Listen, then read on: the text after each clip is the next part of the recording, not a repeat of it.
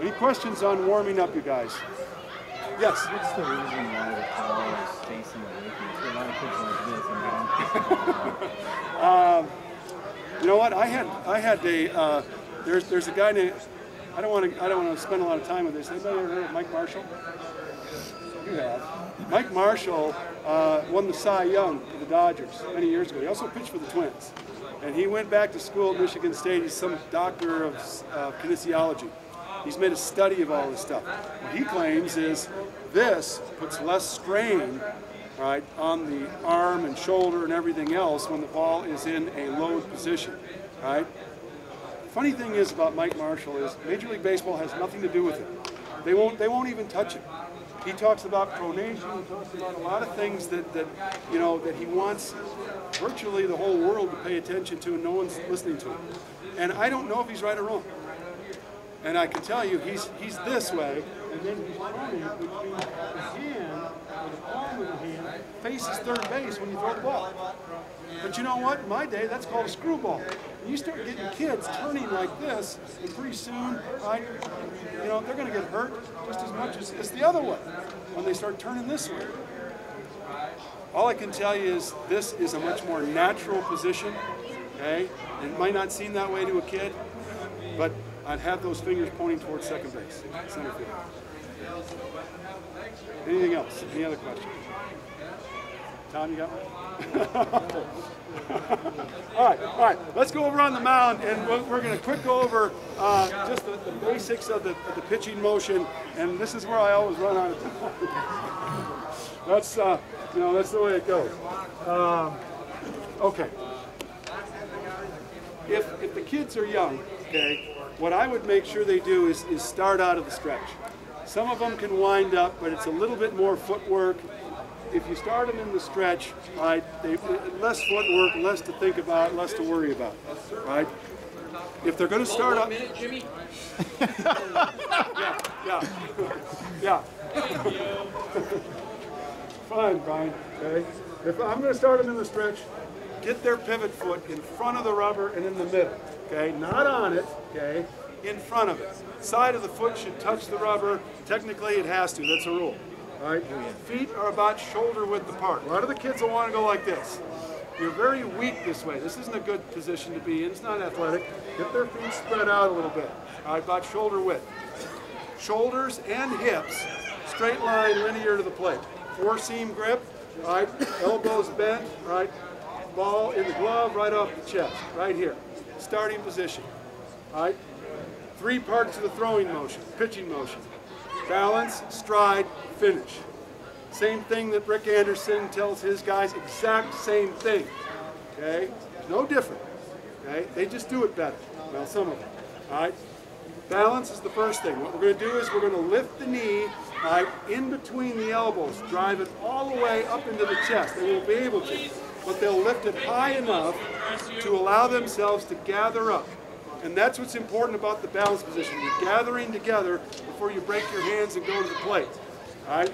Now, the thing about that balance position that's important is a lot of the kids don't want to twist. They'll want to twist their hips. They'll sometimes twist their shoulders. They'll try and keep the hips and shoulders linear to the plate. They just want to lift. You just got to get them to lift the knee. Lift the knee. All right? Try to keep their head directly over their pivot foot so that they balance. A lot of the kids will want to lean back. Okay? Keep them tall and straight. If you can. All right? Now, second part of this, the stride. And this is where this drives me nuts. I used to see this a lot in Little League, all right, with a lot of coaches. When a kid takes a stride, we want him to stride along a straight line towards the target, obviously.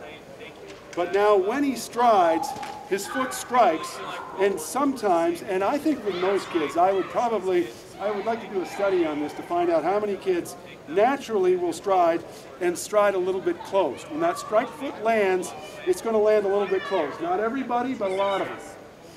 The worst thing you can do is to tell that kid to point his toe towards home plate.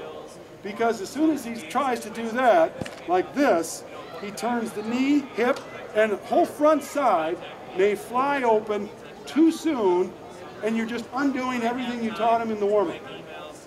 Okay? Don't mess with the strike foot.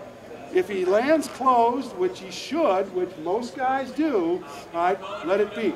If he lands a little bit more toe on, all right, fine, let it happen. I've had kids that land like this, like their ankle was on a swivel, their foot flew open like that. And I tried like crazy to change one kid many, many years ago. He was a kid from Bloomington. He was about 12 years old, and we sat there, and I even put a weight, okay, a big railroad tie weight, right down there so that he would hit it like this. We tried playing catch close. We did all sorts of things. He couldn't do it. He kept on flying open with that foot. It didn't hurt him. He went on and was all-conference and all-state at Breck, went on to Harvard and pitched at Harvard. You know what? If his foot swivels open, so be it. He can still throw strikes. So, you know what I've learned? Leave that front foot alone. All right? It's going to strike the way it's going to strike, and just leave it alone. What you want, though, is you want it to land flat foot. You don't want to land heel up like this or toe up. Okay? All right. Last piece, the finish. When you finish, all right, you're trying to drive the baseball out front, all right, as close to the target as you possibly can.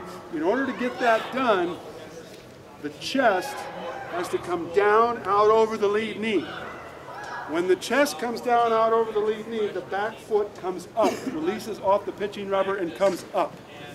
When they release the ball, flies out of their hand, they continue with a follow-through motion outside of the lead knee. Outside, not inside, outside of it. And when that happens, the hips will rotate. All right? So the whole thing would look like this. And I would really stress this starting position. Get them starting correctly each time. Hands together, right? Head on the target, lift and balance. Okay? Piece of cake. Any questions, you guys? I know I went through that really, really fast and we didn't have a lot of time, and I apologize for that. Any questions on the pitching motion? Pay particular attention to warming up. Really important. It's the most important thing you guys will do all summer.